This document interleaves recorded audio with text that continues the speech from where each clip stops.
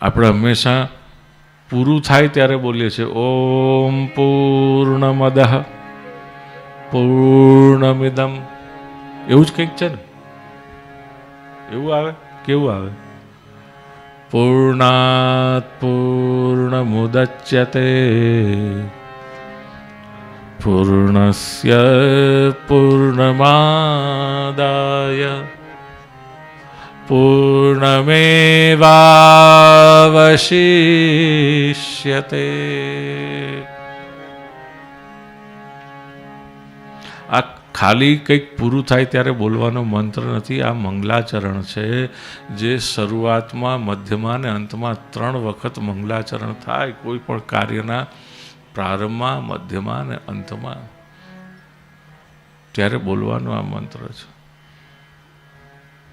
જે લોકોને ગણિત આવડતું હોય એને આમાં જે કહ્યું છે આ મંત્રમાં એ ખબર પડી જાય. શૂન્યમાં શૂન્ય ઉમેરીએ તો કેટલા થાય? 0 + 0 હે 0, 0 - 0 હે 0, 0 × 0 કેટલા થાય?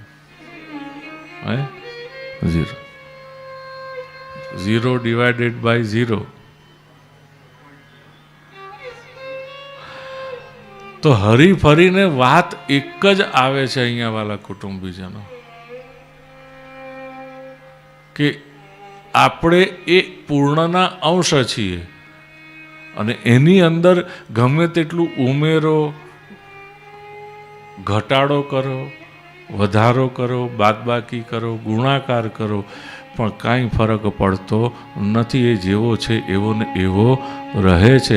જે દિવસે આપણને પણ ખબર પડી ગઈ કે આપણે પણ એના અંશ છીએ, we are the part of him,